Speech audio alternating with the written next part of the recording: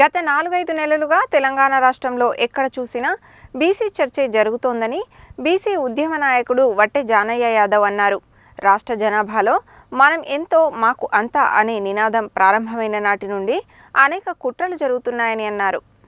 శనివారం నల్గొండ పట్టణంలోని యాదవ సంఘం భవనంలో ఏర్పాటు చేసిన మీడియా సమావేశంలో ఆయన మాట్లాడారు. బీసీలలో ఎన్నటికీ ఐక్యత రాదని అగ్రవర్ణ పాలకులు అనుకుంటున్న సందర్భంలో బీసీ మేధావులు, నాయకులు, సంఘాలు ఏకమై చేసిన పోరాటంతో కుట్రలతో చేసిన కులగణనలో జరిగిన తప్పులను సవరించడానికి రాష్ట్ర ప్రభుత్వం పూనుకోవడం బీసీలందరి విజయమని అన్నారు. తమ లెక్కలు పక్కాగా ఉన్నాయని చెప్పిన ముఖ్యమంత్రి రేవంత్ రెడ్డి బీసీల చైతన్యానికి దిగివచ్చి రీసర్వేకు అంగీకరించడం బీసీలలో వచ్చిన చైతన్యానికి నిదర్శనమని అన్నారు. 2014లో జరిగిన సమగ్ర కుటుంబ సర్వేతో పోల్చి చూస్తే తాజాగా రాష్ట్ర ప్రభుత్వం చేసిన కులగణనలో బీసీల జనాభా తగ్గి అగ్రవర్ణాల జనాభా పెరిగినట్లుగా చూపించి ఈడబ్ల్యూఎస్ రిజర్వేషన్ల ద్వారా ఉద్యోగాలను కొల్లగొట్టే పన్నాగం పన్నారని, ఈ కుట్రలను తెలంగాణ బీసీ సమాజం ఎండగట్టడంతో రాష్ట్ర వ్యాప్తంగా బీసీల చర్చ ప్రారంభమైందని అన్నారు. ప్రస్తుతం బీసీలందరూ తమ చైతన్యాన్ని చూపి భవిష్యత్తు తరాలకు మార్గదర్శనం చేయాలని కోరారు. మీడియా సమావేశంలో బీసీ సంక్షేమ సంఘం జిల్లా అధ్యక్షుడు దుడుకు లక్ష్మీనారాయణ, ప్రధాన కార్యదర్శి వేణు యాదవ్,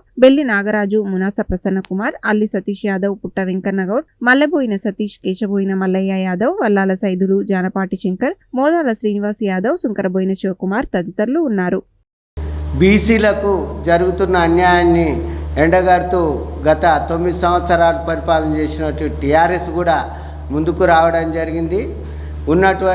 ఇప్పుడు ఉన్నటువంటి ముఖ్యమంత్రి పిసిసిగా ఉన్నటువంటి రేవంత్ రెడ్డి గారు కూడా 42% స్థానిక సంస్థలో రిజర్వేషన్లు ఇస్తామని, అదేవిధంగా రాజకీయంగా విద్యా ఉద్యోగాల్లో సమాన వాటా కల్పిస్తామని చెప్పడం కూడా జరిగింది. అధికారంలోకి వచ్చే ముందు పార్లమెంట్లో 2 ఎమ్మెల్యే సీట్లు ఇస్తామని మాట దాడవేసి జెడ్పీటీసీలు, ఎంపీటీసీలు, స్థానిక కార్పొరేషన్లు ఇవన్నీ బీసీలకు ఎక్కువ శాతం ఇస్తామని చెప్పి అధికారంలోకి వచ్చిన తర్వాత దాటవేయడం జరిగింది. తెలంగాణ రాష్ట్రంలో గత 4-5 నెలల కాలం నుండి ఈ రాష్ట్రంలో ఉండబడినటువంటి అన్ని పార్టీలు కావచ్చు, ప్రజలు కావచ్చు, ఒకే ఒక అందరి మధ్యలో జరుగుతున్నటువంటి ఒకే ఒక చర్చ, అది బీసీల యొక్క చర్చ. గత 75-80 సంవత్సరాల నుండి ఈ రాష్ట్ర జనాభాలో సగానికి పైన ఉండబడినటువంటి బీసీలమైనటువంటి మనం మరి 75 ఏళ్ల నుండి కూడా పరిపాలిస్తున్నటువంటి ఈ 1-2-3% ఉండబడినటువంటి అగ్రవర్ణ పాలకుల యొక్క చేతిలో ఏ రకమైనటువంటి అన్యాయానికి గురవుతున్నాం, ఏ రకమైనటువంటి ఇబ్బందులు ఎదుర్కొంటూ ఉన్నాం. మరి రాష్ట్ర జనాభాలో ఉండబడినటువంటి మనమెంతో మనకంతా అనే నినాదం మొదలైన నాటి నుండి మరి వాళ్ళు చేస్తున్నటువంటి కుట్రలు కావచ్చు, అనేక రకాల మీద నిత్యం మరి చర్చ జరుగుతున్నటువంటి సందర్భం కావచ్చు. మరి గతంలో ఎన్నడూ లేని విధంగా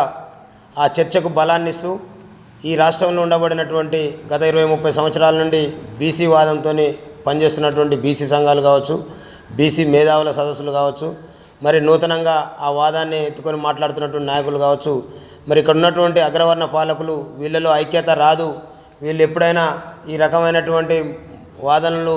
వాదించుకుంటూ ఉంటున్నారు తప్ప వీళ్ళలో ఐక్యత రావడం అనేది చాలా కష్టమని అనుకుంటున్నటువంటి దానికి భిన్నంగా